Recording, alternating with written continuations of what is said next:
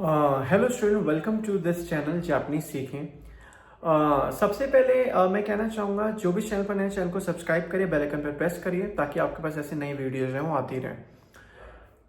Hope so आप मेरी पुरानी कुछ वीडियोस जो हैं वो देख चुके होंगे और आपने उसमें से कुछ ना कुछ चीज़ समझी होगी कि किस तरीके से हम जापानीज़ की बात जब भी हम करते हैं और जब भी हम जितनी मर्जी वोकेबलरी यूज़ करते हैं या फिर हम कभी जापान जाते हैं तो वहाँ पर हम कितनी सारी तरीकों की चीज़ों को यूज़ करते हैं। तो ये सारी की सारी वीडियोस मैं आपको बता चुका हूँ और समझा भी चुका हूँ कि आप उस चीज़ को कर सकते हैं और जापानीज़ को समझ सकते हैं अगर आपको अच्छे से वोकेबलरी लर्न है।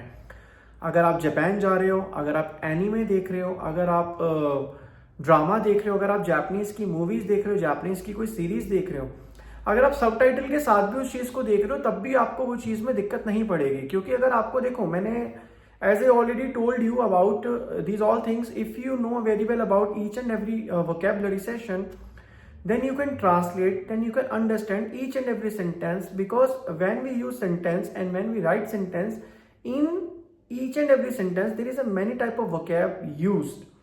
So you have to remember, अगर आपको वो जापानीज की vocab का पता है या फिर आपको पता है कि इस vocab का मीनिंग क्या है, इसको कैसे बोलते हैं, इसको कैसे करते हैं, तो वो आपको और ईजी लगेगा। अब अगर आपको वोकैब का मीनिंग ही समझ नहीं आएगा, क्योंकि हर मेरी वोकैबलरी जो भी मैं आपको समझाता हूँ, हर मेरी जो वीडियो होती है उसमें मैं आपको वोकैबलरी का मेन इंपॉर्टेंट जो है वो चीज़ बोलता ही और फोकस करता हूँ कि जितना हो सके वोकैबलरी का आपको यूज़ करना ही पड़ेगा।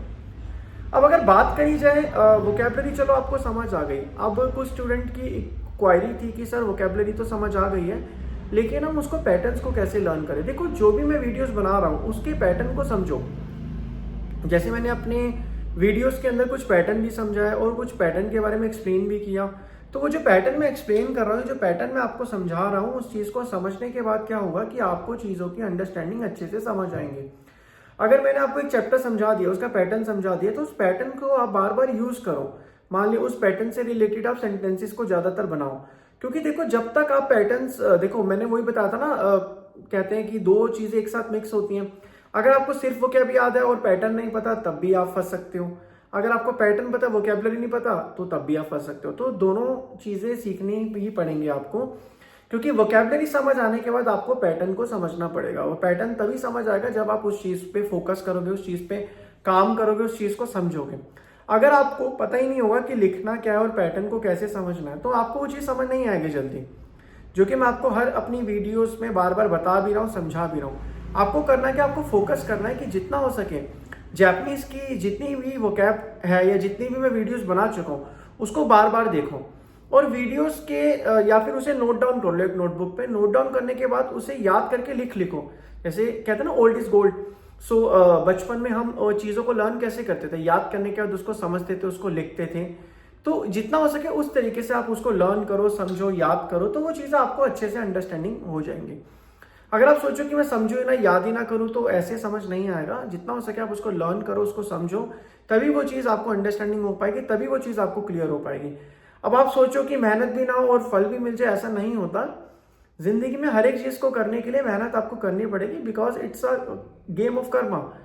वी आर इन, मतलब हम अर्थ पर हैं और हम सोचे कि बिना काम किए सब कुछ मिल जाए, doesn't, I am talking about, I am not talking about study, I am just talking about, मैं मतलब किसी पर्टिकुलर चीज़ की बात नहीं कर रहा, मैं इस चीज़ की भी बात कर रहा हूँ कि आप पढ़ भी रहे हो। देखो, हार्डवर्क करोगे, मेहनत करोगे, तभी दिमाग के अंदर सभी चीज़ें सेट होंगी। तो जितना आप उसको लर्न करोगे, जितना आप उस चीज़ को समझोगे, तभी आपको वो चीज़ समझ आएगी। जैसे एक बंदा अर्न करता है, बाहर जाता है, कुछ लोग जो है स्टेट से बाहर जाते हैं, कंट्री से बाहर जाते हैं, क्यों? Because we have to do karma. तो हमें कर्मा अपना करना ही पड़ेगा, बिना कर्मा के नहीं मिल सकता। अब हम सोचे कि मेहनत भी ना करें और हमें रिजल्ट मिल जाए, ऐसा नहीं होता। पढ़ाई में आगे बढ़ने के लिए आपको मेहनत करनी ही पड़ेगी। आप सोचो कि आप सभी चीज़ें बिना उसके मिल जाए, तो ऐसे बिल्कुल भी नहीं होता।